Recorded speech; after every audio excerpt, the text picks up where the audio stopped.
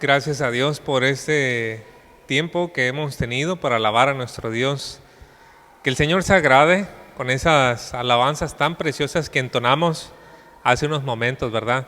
Dejaron bien alto el estándar, ¿verdad? Bien bonito el tiempo de la alabanza, y gracias a nuestros hermanos también. Gracias, hermano Miguel, que nos visita desde Rosarito, y bueno, él estaba tocando ahí el violín tan bonito. Gracias a los hermanos también acá el sonido, las diapositivas, todo, por el trabajo tan grande que hace. Pues que el Señor se agrade de todo ello. Tenemos el tiempo para la predicación de este día. Como ustedes pueden notar, el título del mensaje es Un ministro fiel. Dios tiene la última palabra. Dios tiene la última palabra.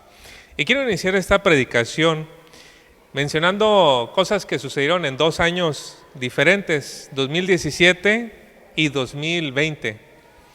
Estos años fueron años de deceso para 2 personas, 2 personajes evangélicos de gran reconocimiento a nivel mundial. Ambos maestros eran maestros de la Biblia. Y eran también hombres que Dios usaba para la defensa de la fe. Ambos poseían altos grados de estudio y sus ministerios llegaban a muchas personas alrededor del mundo. Ambos murieron con una muerte honrosa, pero a uno de ellos se le descubrió después de su muerte que había tenido una conducta sexual inapropiada hacia varias mujeres. En el año 2017 murió uno de estos maestros que les estoy mencionando, y es R.C. Sproul. Y cuando él murió, pues dejó un gran legado para el cristianismo. Fue un hombre de gran influencia en Estados Unidos. Pero después de muerto, su influencia por América Latina se ha dejado ver en muchas maneras, de manera que ya tenemos una de las Biblias que él editó y bueno, tantas otras cosas. Él murió y murió de una manera honrosa, y bueno, su ministerio ha continuado de gran bendición. Por otro lado, el otro maestro de quien les hablé murió en el 2020, fue Rabí Zacarías. Y bueno, este hombre al morir murió de una manera honrosa porque su ministerio había sido tan fructífero, pero después de muerto se encontraron muchas acusaciones en contra de él, de esta conducta indecorosa hacia ciertas mujeres. De esa manera, este hombre dejó al final de sus tiempos un legado de vergüenza para su esposa, para la familia, para el ministerio. Y con todos los libros que se publicaron de parte de él, con todas las conferencias que se dieron, pues la gente empezó a tomar cierta distancia hacia el ministerio que él había desarrollado. A menudo decimos que el tiempo es la prueba de las cosas. Y cuando nos expresamos así, lo hacemos para no emitir un juicio demasiado rápido acerca de algo que puede ser positivo o puede ser negativo. Y la porción bíblica que tenemos para este día nos dirige a ese punto, ayudándonos a tener una actitud apropiada hacia los ministros y hacia los ministerios. Así que si tienen su Biblia, por favor acompáñenme a 1 Corintios capítulo 4, versículos 1 al 5. 1 Corintios capítulo 4, versículos 1 al 5, y cuando usted lo encuentre, quiero por favor pedirle si me acompaña poniéndose de pie. Mientras doy lectura, me sigue con su vista, por favor.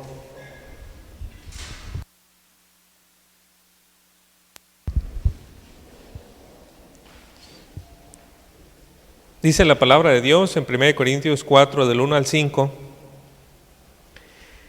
Así pues, téngannos los hombres por servidores de Cristo y administradores de los misterios de Dios. Ahora bien, se requiere de los administradores que cada uno sea hallado fiel. Yo en muy poco tengo el ser juzgado por vosotros o por tribunal humano, y ni aun yo me juzgo a mí mismo, porque aunque de nada tengo mala conciencia, no por eso soy justificado, pero el que me juzga es el Señor. Así que no juzguéis nada antes de tiempo, hasta que venga el Señor, el cual aclarará también lo oculto de las tinieblas y manifestará las intenciones de los corazones, y entonces cada uno recibirá su alabanza de Dios. Oremos. Señor, queremos que en todo momento nuestra iglesia tenga su vista en Cristo. Y qué bueno es que usted ha provisto personas para que puedan dirigir a la iglesia en poner su vista en Cristo. Pero también sabemos, Señor, cómo es tan fácil que las buenas cosas que usted dispone puedan tornarse por causa de nuestros corazones para mal. Señor, ayúdenos en esta hora a tener una actitud apropiada. Ayúdenos, Señor, a que todos juntos, pastor y servidores, todos juntos, podamos mirar a Cristo. Ayúdeme, Señor, a mí a ser un ministro fiel para su gloria y honra, Señor. Ayúdenos a todos nosotros. En el nombre de Cristo Jesús. Amén. Pueden tomar su lugar.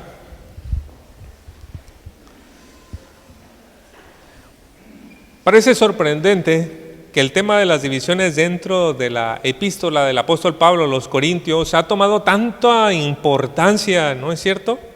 El tema inicia en el capítulo 1, versículo 10, y se extiende capítulo 2, capítulo 3, capítulo 4, hablando todavía del tema de las divisiones. Y la razón de que Pablo se esté extendiendo tanto acerca de este problema es que tenía muchas raíces en diferentes direcciones. No sé si usted alguna vez le ha tocado quitar una planta de Caribe, pero quitarla a fondo. No va a encontrar muy interesante que empiece a escarbar y va a encontrar algo parecido como un camote, pero va a encontrar que la raíz continúa hacia otro lugar. Y bueno, usted sigue escarbando y saca el otro camote. Y va a encontrar que la raíz continúa hacia otro lugar y va a sacar otro camote. Al punto que puede sacar hasta 5 en una profundidad, no sé si de 60 a 70 centímetros. Entonces, si usted llega a dejar uno de esos camotes sin sacar de ahí, lo que va a suceder es que en la próxima lluvia otra vez va a crecer esa plantita de Caribe. Por eso es tan difícil erradicarla, o ha sido difícil aquí, al menos en el terreno. Y así sucede con el asunto de las divisiones. Por fuera este tema lo toca, lo roza uno y causa tanta molestia. Y el apóstol Pablo está sacando uno y otro camote de esa raíz, de ese problema dentro de la iglesia. Y es que el problema más a fondo dentro de la iglesia no era nada más las divisiones, era el problema de la mentalidad del mundo. La mentalidad del mundo se había infiltrado dentro de la iglesia y debido a eso es que habían tantas divisiones. Como ustedes saben, hermanos, hay dos maneras de vivir la vida. Una es a la manera de Dios y otra es a la manera del mundo. Y claro que la manera del mundo pues tiene muchos caminitos, pero hay básicamente dos maneras, la manera de Dios y la manera del mundo, y lamentablemente la iglesia de Corinto estaba escogiendo la manera del mundo. Eso es lo que estaba empezando a cobrar factura con divisiones dentro de la iglesia. Lo que nosotros notaremos en los versículos de la porción que nos toca en este día es que Pablo no solamente va a atacar el problema de las divisiones, también va a tratar con la manera mundana de juzgar a los ministros y sus ministerios. Y para ese propósito voy a señalar 3 puntos en esta mañana. Primeramente vamos a hablar de una percepción correcta acerca del ministro. En segundo lugar, un criterio correcto acerca del ministro. Y en tercer lugar, un juicio correcto al ministro. Veamos en primer lugar una percepción correcta del ministro. Ahí en el versículo 1, mire cómo nos dice: así pues, téngannos los hombres por servidores de Cristo y administradores de los misterios de Dios. En versículos previos, Pablo ha dicho que los ministros, es decir, los pastores, los maestros, los evangelistas, son un regalo de Dios para la iglesia.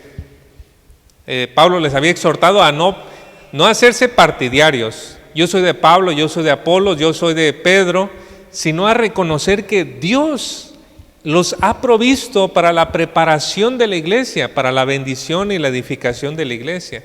Es lo que ha dicho Pablo previamente en el capítulo 3, versículo 22 al 23. Y en este versículo, capítulo 4, versículo 1, vemos que Pablo complementa esa idea ayudando a los hermanos a tener una percepción correcta de sus ministros. Primeramente dice que deben de ser vistos como servidores de Cristo. ¿Cómo debe de ver la iglesia a sus ministros? Como servidores. La palabra servidores, ipiretis, esa palabra significa alguien, se traduce de diferentes maneras como alguacil, ministro, asistente, ayudante. Y la idea que comunica básicamente es una persona que está bajo la autoridad de otra para su servicio. Entonces puede ser un policía que está bajo la autoridad de un comandante, o puede ser un sirviente que está bajo la autoridad de un amo. Bueno, básicamente es una persona bajo autoridad para servirle. Dependiendo de quién es la persona a quien se sirve, pues es el grado de honor que se tiene de parte del servidor. Y en este caso, ser un servidor de Cristo, pues es un honor muy alto, pero a la misma vez conlleva humildad, una actitud humilde, por cuanto al Rey de Reyes y Señor de Señores que se sirve, es el Rey de Reyes que también vino a la tierra, se hizo hombre, se humilló y vino a morir por nosotros en esa cruz, ¿no es cierto? Entonces, ser un servidor de Cristo es tener estas dos partes juntas: honor, dignidad y humildad, juntos y entremezclados. Añadido a esto, los ministros también deben ser percibidos como administradores de los misterios de Dios. La palabra ahí, administrador, icónomos, se refiere a un mayordomo, a un tesorero, a los encargados de distribuir, por ejemplo, en algún lugar, o a los supervisores. Y la palabra misterio también significa secreto. Y aquí hay algo como que místico, ¿no? Extraño. ¿Cómo que los ministros son administradores de los secretos de Dios? Bueno, la idea de esta parte de secreto no es porque estaba así como que esotérico y oculto, sino el hecho de que el plan de Dios para salvación no es algo que el hombre inventó, no es algo que fue producto del raciocinio humano. Estaba secreto, no era posible para el hombre alcanzar tal conocimiento. Tuvo que ser revelado por Dios. Así que los ministros, pastores, evangelistas, maestros, lo que hacen es revelar o explicar lo que Dios ya ha revelado. Y esto es, pues, en las Escrituras. Así que por eso el apóstol Pablo dice: téngannos así, como las personas que son servidores y administradores. Tanto un título como el otro connotan honor y humildad. Los pastores están bajo la autoridad de Cristo y hablan lo que Dios quiere comunicar a su pueblo. Esa es nuestra chamba. Hay que tener cuidado, hermanos, de no verlos más que eso, pero también tener cuidado de no verlos menos que eso. Las personas se desvían de esta percepción cuando les importa más que cierto predicador sea una celebridad, en lugar de que sea un hombre que habla con sabiduría la palabra de Dios. No hace mucho escuché a un predicador que se ha estado volviendo famoso y visitó México, y él pues elogiaba nuestra comida y muchas cosas de nuestro país, pero sí decía que una de las cosas que llegó a encontrar en muchas de las iglesias es que cuando iba a ser antes del tiempo de la reunión, mucha gente se iba a tomar una foto. Ahí estaban tomándose todos una foto y decían: ya va a comenzar el servicio, y le decían a la gente: ya vayan a su lugar. No, yo quiero mi foto. Bueno, ¿a qué entonces fue? ¿A tomarse la foto o escuchar la palabra de Dios, no? Y este predicador había lanzado esa exhortación diciendo, pues ¿cuál es el propósito entonces? Y ya se puede notar que había una mentalidad mundana en aquellos hermanos o aquellas personas que solo querían la foto con el hombre famoso. ¿Quiénes actúan así? Pues las personas del mundo. Las personas del mundo. Ves a alguien famoso y, no, déjame tomarme una foto contigo. Y a veces eso puede suceder si tenemos una percepción equivocada de los ministros. Por otro lado están aquellos que no tienen ninguna apreciación por quienes les administran la palabra de Dios.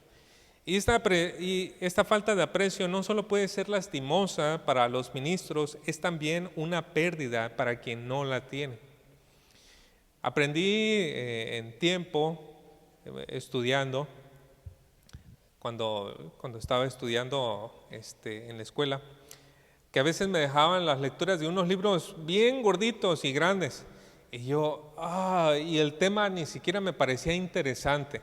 Entonces, en las reglas que le dan a uno para leer un libro, decía, encuentra interesante el libro. No, pues, sí, ¿verdad? Entonces, empieza a hojearlo, empieza a ver la pasta, empieza a ver la portada, la contraportada, empieza a mirar el índice, mira algún parrafito que te llame la atención y ve tratando de esforzarte en la mayor medida posible hasta que empieces a agarrarle gusto. Y una vez que empieza a agarrarle gusto al libro, ahora sí, comienza a leerlo. ¿Por qué? Porque si uno lo hace sin gusto, no lo disfruta. No puede leerlo, no se le graba nada, no le queda nada a uno. Tiene que uno empezar a degustar el libro de esa manera para que empiece a sacarle el provecho. Y quiero decirle que muchas veces esta analogía puede aplicarse también a las enseñanzas. Si la persona que le enseña es alguien que usted dice, no es de mi agrado, no es esto, muy seguramente su vida no va a ser edificada. Porque usted ya está mirando, no, es así, es asá, esto y el otro, y ya no está recibiendo la palabra. Pero en cambio, si usted tiene una gran apreciación por la persona que la administra, entonces usted va a empezar a tomar gran provecho de la Escritura. Espero que usted pueda encontrar en mí alguna cosita de la cual pueda anclarse para decir, bueno, de ahí puedo agarrarme para tomar provecho, porque esa es la idea. Para poder ser edificado hay que tener en alta estima a quienes enseñan. Pablo lo enseñó en 1 Tesalonicenses 5 del 12 al 13. Pero os rogamos, hermanos, que reconozcáis a los que con diligencia trabajan entre vosotros y os dirigen en el Señor y os instruyen, y que los tengáis en muy alta estima con amor por causa de su trabajo, vivid en paz los unos con los otros. Y es que en tener en alta estima y en reconocer a aquellos que administran, la bendición es doble. Es uno, para la persona que está administrándole, y dos, para usted que está recibiendo esa ministración o ese servicio. Y bueno, para que ponga en su debido lugar esto, yo tengo mucho que agradecer a la iglesia, a todos ustedes, hermanos, por ese aprecio y ese reconocimiento que constantemente tienen hacia su servidor y hacia mi familia. Entonces, digo esto, hermanos, en expresión de gratitud y solamente por como lo dice la Escritura. No hay ninguna queja de mi parte. En verdad estoy muy agradecido con la iglesia por todo esto. Pero bueno, entendiendo esto, la debida apreciación que debe tener la iglesia, también en segundo lugar vamos a ver un criterio. El criterio que la iglesia debe tener para evaluar a sus ministros. Veamos eso en segundo lugar, un criterio correcto al ministro. Versículo 2 nos dice, ahora bien, se requiere de los administradores que cada uno sea hallado fiel. Aquí Pablo no está revelando ninguna cosa nueva, ¿no? Es un criterio de sentido común.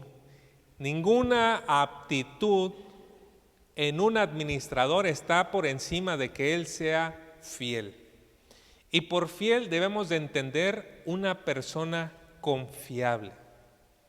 Mire, si usted va a tener un administrador, o si usted es administrador, o si usted trabaja cerca de un administrador, podrá tener 1000 aptitudes, podrá tener doctorado si es Pero si esa persona está robando, no importa todo lo demás, le van a decir adiós. Porque la cualidad básica de un administrador es ser confiable, ser una persona confiable. Desconozco cuáles sean los procedimientos de recursos humanos para contratar un administrador en un hotel o en alguna empresa, pero estoy casi seguro que las cartas de recomendación juegan un papel importantísimo, ¿no? Donde diga, él estuvo trabajando conmigo 10 años y nunca faltó un peso. Bueno, eso va a quedar subrayado en el currículum, ¿verdad? Lo demás va a ser importante, pero eso es lo más importante. Y así pues la iglesia, si debe juzgar a quienes ministran la palabra, el criterio más importante sobre todos es la fidelidad del ministro a Dios y a su palabra. 1 Timoteo 1:12, en la Nueva Traducción Viviente, nos dice acerca del apóstol Pablo dando su testimonio: le doy gracias a Cristo Jesús nuestro Señor, quien me ha dado fuerzas para llevar a cabo su obra. Él me consideró digno de confianza y me designó para servirlo. Desgraciadamente, hermanos, muchas personas juzgan a los pastores, a los evangelistas, a los maestros, no por su fidelidad, sino por criterios humanos. El ministro es alto, es bien parecido, es de tez blanca, es profesionista, es carismático, o sea, tiene mucho carisma. No, mira, qué bien se ve ese hombre, qué porte tiene. Y cuando juzgamos a los ministros con criterios humanos, ¿sabe cuál es el problema? Que los criterios humanos pueden ser llenados por alguien que ni siquiera es cristiano. Alguien que no es cristiano también puede ser alto, guapo, ojos de color, tez blanca y todas las demás cosas. Pero solamente un ministro de Cristo es confiable, es fiel. En una manera muy sutil, también existen ministros tramposos. Ministros tramposos que se engañan a sí mismos y a sus oyentes, desarrollando ministerios, desarrollando actividades que se parecen más a las actividades del mundo y las maquilla con un poco de Biblia. La iglesia también tiene que discernir eso con mucho cuidado y reconocer quién es un ministro confiable, fiel a Dios, fiel a su palabra. Que todo lo que se hace y se busca hacer proviene de las Escrituras y salen de ellas. La iglesia tiene que mirar con mucho cuidado. Fidelidad, hermanos, es cuando la vida de la iglesia y del ministro andan en la obediencia a las Escrituras. Y si nosotros queremos guardarnos de falsos maestros, debemos de emplear un criterio bíblico para juzgarlos. Hay momentos, hermanos, donde en el servicio a Dios, la exposición de las Escrituras no parezca surgir el efecto deseado. Por ejemplo, el profeta Jeremías duró aproximadamente 50 años hablando la palabra del Señor. ¿Y sabe usted cuántos convertidos hubo? ¿Cuántas personas se arrepintieron de sus pecados? Bueno, tal vez los dedos de mi mano, de una mano, son muchas. Muchas personas no hicieron caso al mensaje de Jeremías, quien por 50 años habló la palabra de Dios. Y sin embargo lo encontramos en la Escritura como un profeta fiel al Señor.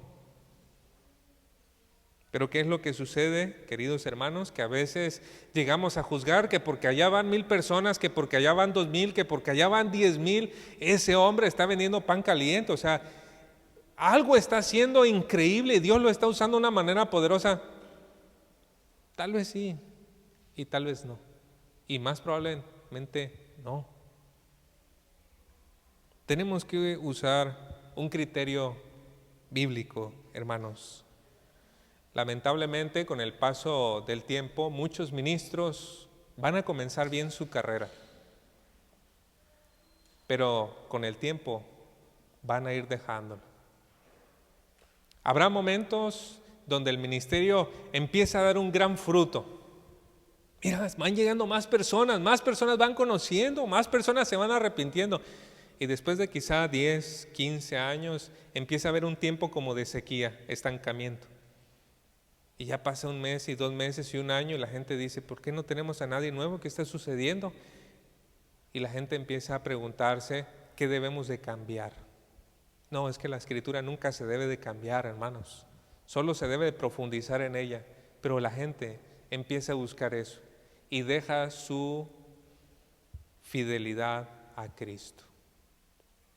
Que el Señor me guarde y nos guarde a nosotros, hermanos, de tal cosa. El criterio bíblico para juzgar al ministro es fidelidad. En tercer lugar, hermanos, vemos que la Escritura nos va a enseñar acerca de emitir un juicio correcto al ministro. Versículos 3 y 4, vamos a leerlos, nos dice: yo en muy poco tengo el ser juzgado por vosotros o por tribunal humano, y ni aun yo me juzgo a mí mismo, porque aunque de nada tengo mala conciencia, no por eso soy justificado, pero el que me juzga es el Señor. Noten que aquí Pablo presenta 4 juzgados. Primero, los corintios. Y dice, en muy poco tengo lo que ustedes digan. Y cuando utiliza muy poco, la expresión es muy poco de verdad. O sea, es de poco interés lo que ustedes digan respecto a mí y al ministerio que desarrollo. Eso suena fuerte, ¿no? Y luego dice, y cualquier tribunal humano lo que diga de mí también, o sea, el mundo, y de mi ministerio también lo tengo muy en poco. Y luego Pablo dice, y cuando yo mismo tengo pensamientos acerca de mí mismo y de mi ministerio, hasta los ignoro. Y finalmente cuando dice el Señor, Él dice, Él tiene todo el peso de juzgar cómo estoy viviendo mi ministerio y mi persona. Bueno, leyendo estas cosas uno puede estar pensando qué peligroso es que un falso ministro use este versículo, porque un falso ministro puede decir, tú no puedes venir a juzgarme, mira aquí dice, nadie me juzga, muy en poco tengo lo que tú me digas, ¿no? Y puede entonces menospreciar cuando alguien de la iglesia está señalando, pero tú estás robando, pero tú estás cometiendo adulterio, pero tú no me puedes juzgar. Usando este versículo, es un error hacer eso, porque saca el versículo de su contexto. Pablo, lejos de verse como un hombre arrogante, se ve como un hombre muy humilde, y hay que entenderlo de esta manera. Los falsos ministros invierten el orden de Pablo. Los falsos ministros le dan muchísima importancia a lo que dice la iglesia, le dan muchísima importancia a lo que dice el mundo, le dan muchísima importancia a lo que piensan ellos de sí mismos, pero cuando el Señor viene y les dice algo, ellos no hacen caso. ¿Notan cómo el orden es contrario al que el apóstol Pablo maneja? El apóstol Pablo dice, a mí me juzga el Señor, y los ministros dicen, no, para mí importante es lo que todos ustedes digan, lo que todos ustedes opinen, y vamos, y van por esa fama de la iglesia. Es una cosa muy lamentable que en algunas iglesias pequeñas, por ejemplo, hermanos, se están empezando a afiliar a ministerios más grandes o a iglesias más grandes solamente porque son iglesias más grandes y porque tienen un proceso para la membresía. A esto le llaman como recibir la cobertura, pero muchas veces no se juzga si el ministerio al cual se están afiliando es un ministerio fiel. Tal iglesia está creciendo muchísimo. Ya son 10,000 personas. Hace un año eran 5,000, ya son 10,000. No, pues hay que ir a ver cómo le hacen. Hay que a ver si nosotros nos podemos inscribir en su curso de crecimiento de iglesia. Es una cosa muy lamentable porque no se juzga si están usando cosas de Dios o están usando manipulación de los hombres. Y he platicado con algunos de ustedes que han estado en iglesias así. Entonces se traen toda una fábrica de enlatado de cristianos. Pasas por este primer paso, segundo paso, tercer paso y cuarto paso y ya. estás listo. Y es una cosa muy lamentable, hermanos. Cabe señalar algo. Pablo dejaba todo el juicio al Señor porque sabía que hay ministros o hay ministerios de personas que son fieles al Señor y sin embargo tienen malos motivos para hacer su trabajo. Incluso Pablo no se confiaba ni en su propio juicio porque sabía que su corazón le podía engañar. Filipenses 1:15 dice: algunos a la verdad predican a Cristo aún por envidia y rivalidad, pero también otros lo hacen de buena voluntad. Noten ustedes, había gente que podía predicar a Cristo y hacerlo con un corazón malvado para causarle dolor al apóstol Pablo. Por eso, hermanos, si usted hace una cosa para el Señor y dentro de usted hay una manita que le da una palmada en la espalda y le dice: qué bien lo hiciste, no le haga caso. Y a la misma vez, si usted está sirviendo al Señor y hay algo que le dice: qué mal lo hiciste, eso, el otro, no le haga mucho caso. No le haga mucho caso. Deje eso al Señor. Porque cuando usted hizo una cosa y pensó que la hizo bien, probablemente a los ojos de Dios usted la hizo mal. Y cuando usted hizo una cosa donde usted piensa que lo hizo mal, probablemente a los ojos de Dios usted la hizo bien. Es algo difícil de discernir, pero a veces sí pasa. Por eso es: Señor, busco la excelencia para ti, pero en últimas, tú tienes la última palabra. Versículo 5 nos dice: así que no juzguéis antes de tiempo hasta que venga el Señor, el cual aclarará también lo oculto de las tinieblas y manifestará las intenciones de los corazones, y entonces cada uno recibirá su alabanza. Vemos con estas palabras que el apóstol Pablo comienza su conclusión respecto a emitir juicios favorables o reprobatorios. Exhortó a los hermanos a no juzgar antes de tiempo, porque no siempre todas las cosas son claras. ¿Cuál será el tiempo cuando todas las cosas sean claras? Cuando el Señor venga. En la Escritura nos dice en Apocalipsis 1:14 que los ojos del Señor son como llama de fuego, y la idea es que incluso en los lugares más oscuros Dios puede ver con claridad, porque Él tiene una linterna en sus ojos para ver esas cosas oscuras. Y la metáfora se aplica para nuestros corazones, que a veces podemos ayudar a hacer algo y nosotros pensar que lo hacemos con buenos motivos, y Dios puede ver nuestros motivos que son egoístas y que son para ganar alguna cosa y que son motivos de manipulación hacia las personas. Dios lo sabe, porque Él tiene ojos como llama de fuego. Hebreos 4:13 nos dice: y no hay cosa creada oculta a su vista, sino que todas las cosas están al descubierto y desnudas ante los ojos de aquel a quien tenemos que dar cuenta. Y hermanos, de los hombres nos podemos burlar, pero Gálatas 6:7 nos dice que no nos debemos engañar. Dios no puede ser burlado. A las personas las podemos manipular, mentirles, engañarles. A Dios no. Dios no puede ser burlado. Así que en el día de comparecer ante Dios, ante Cristo en su juicio, todo va a ser puesto delante de Él. 2 Corintios 5:10 nos dice: porque todos nosotros debemos comparecer ante el tribunal de Cristo para que cada uno sea recompensado por sus hechos, estando en el cuerpo de acuerdo con lo que hizo, sea bueno o sea malo. Dicho todo lo anterior, hermanos, ¿qué buscaba el apóstol Pablo al exhortar a los hermanos a no juzgar antes de tiempo? Pablo le quitaba ese derecho que por arrogancia se habían atribuido. El derecho de decir: este es el bueno, este no, este es el bueno, este no. No, la iglesia no fue puesta en calidad de juzgar predicadores, pastores. Claro, ya dijimos, hay un criterio es fidelidad. Pero Dios no puso a la iglesia para andar diciendo quién sí, quién no, quién esto y quién aquello. La iglesia no determina en últimas quién es un ministro fiel. Es el Señor, el Señor. Algunas veces las intenciones del corazón de los ministros tendrán que esperar hasta el día final. Pero hay en otros casos, hermanos, donde el Señor hará y pondrá a la luz las acciones de cada uno de nosotros, incluso de los ministros, en esta vida. Dice 1 Timoteo 5, del 24 al 25. Los pecados de algunos hombres son ya evidentes, yendo delante de ellos al juicio, mas a otros sus pecados les siguen. De la misma manera, las buenas obras son evidentes y las que no lo son no se pueden ocultar. Así que, como decía antes el pastor Carlos Ríos, el tiempo y la verdad van de la mano, ¿verdad?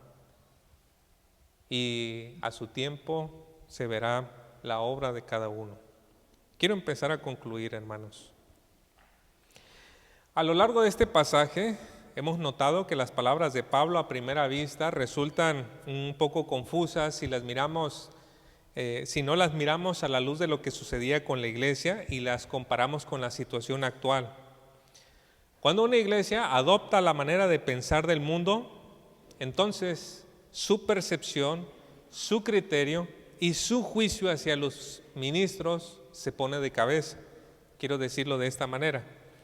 En vez de ver a los ministros como servidores de Cristo y administradores de los misterios de Dios, las iglesias mundanas los ven como influencers, como ídolos.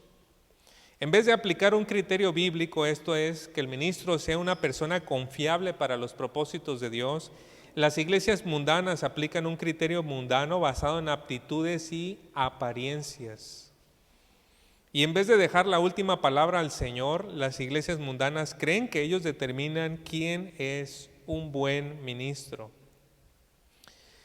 Estas cosas nos dejan algo importante en qué pensar, hermanos.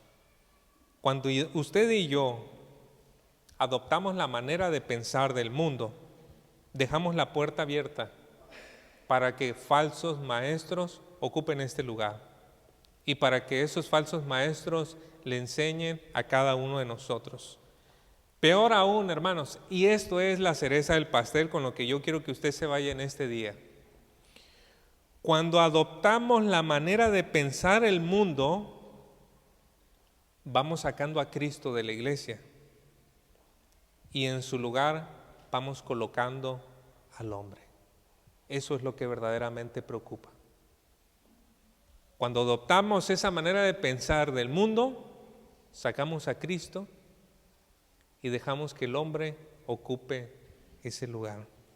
Eso es lo que verdaderamente está en juego. Que el Señor nos ayude a limpiarnos de la mundanalidad, hermanos, para que nuestra iglesia siempre se pueda ver a Cristo reinando. Oremos.